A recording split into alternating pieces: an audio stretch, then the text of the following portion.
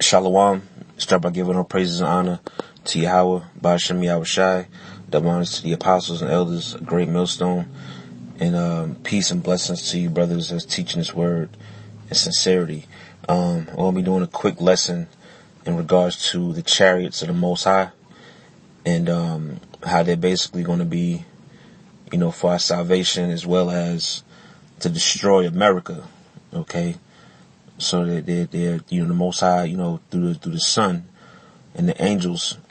Not only are they coming to deliver the elect out of the destruction that's coming upon America, okay, by way of the nuclear missiles, but they're also coming to save them out. You know what I mean?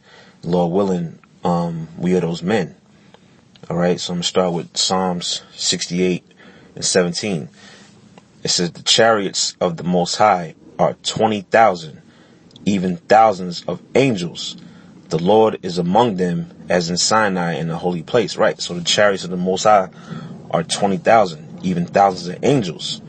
Okay. So in those vehicles that the so-called white man or the world deems as UFOs, these are the angels of the Most High. Okay. You can read that in Ezekiel, I believe Ezekiel, the first chapter. Okay, Ezekiel is breaking down the vision he saw of the wheel, and he described the beings that was inside, man. Those are the angels of the Lord. Okay, so these angels, which the word angel means messenger, these angels are coming, along with our Lord and Savior Yahushua.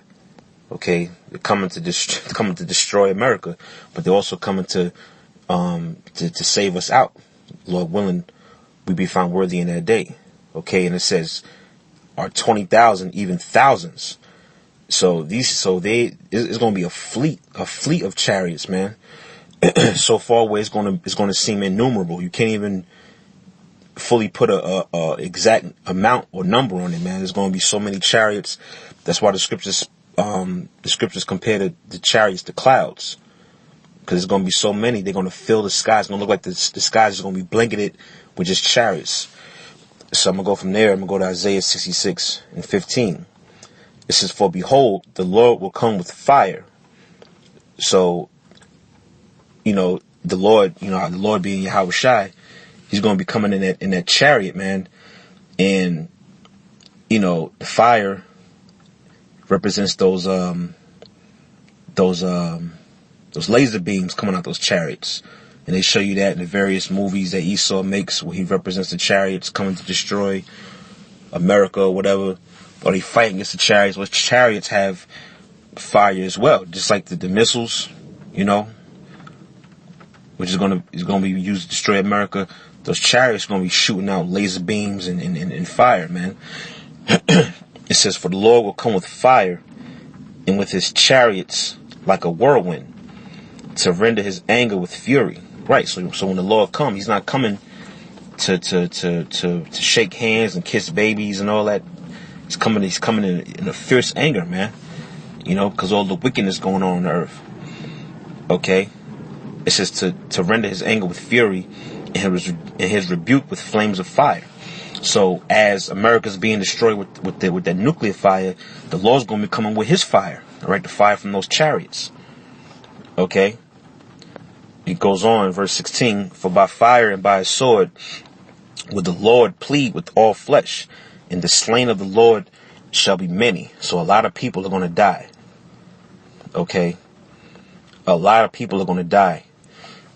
All right? So let me go from there. Let me go to Isaiah 31 and 5. As birds flying, so will the Lord of hosts defend Jerusalem. Right? Because with the chariots, when the chariots come, they're going to come in that V formation. Okay, the same way as you see birds flying in the sky, birds always fly in the formation. The birds never fly just in any old order. Okay, they fly in a particular formation. The scriptures is comparing that to how the chariots is going to come. Okay, and it says as birds flying, so will the Lord of hosts defend Jerusalem. Right, they're going to defend Jerusalem, which Jerusalem represents the nation of Israel. Okay, primarily the elect. He's going to defend them from who? Defend them from the so-called white man. Okay? It says, defending also he It's like defending also, he will deliver it. Right, he's going to deliver us. Okay? And passing over, will he preserve it. Right, so we're going to be delivered out of that destruction. And right, and Yahweh Shai and the angels, they're going to defend us. Let me get one more. This is Wisdom of Solomon 5 in verse 1. There shall the righteous man stand in great boldness before the face of such as have afflicted him. Right, the righteous man represents one who's of the elect. Okay, because we're the only men, Lord willing, we are those men. We're the only men that's conducting ourselves in righteousness by pushing this word and staying in the spirit. All right, it says we're going to stand in great boldness before the face of such as have afflicted him. Who's the ones that afflicted us? The so-called white man. All right, you can also lump the other nations in there too, because they afflicted us throughout history, and they still afflicting us today. Okay, it says and made no account of his labors. Right, here it is. Our ancestors built America from the ground up, yet they treat us like shit. Okay, they look down on us, call us niggas and monkeys. You know, they treat us like we basically a bunch of fucking animals, man. You know, so they make no account of our labors, and we still keeping this so-called place afloat. All right, if you was to remove so-called blacks and Hispanics, Native similar Indians out of America would crumble overnight, man. You know, but because America is even still afloat, it's because of the tribes. All right, verse 2. When they see it, they shall be troubled with terrible fear. Right, when they see what? When they see the destruction of America along with the salvation of the nation of Israel, right? When they see those chariots, okay, when they see it, it's talking about the so-called UFOs, the chariots. All right, when these people see those chariots, man, they're going to be shitting their goddamn pants. All right, and they're going to remember, you know, videos like this one, videos other brothers did concerning the chariots and the deliverance of Israel, the destruction of America. They're going to remember all that shit they was talking. All right, but it's going to be too late. It says when they see it, they shall be troubled with terrible fear and shall be amazed at the strangeness of his salvation. Right, because those chariots is going to be a strange thing to see. All right, something so just so far fetched from this world, man.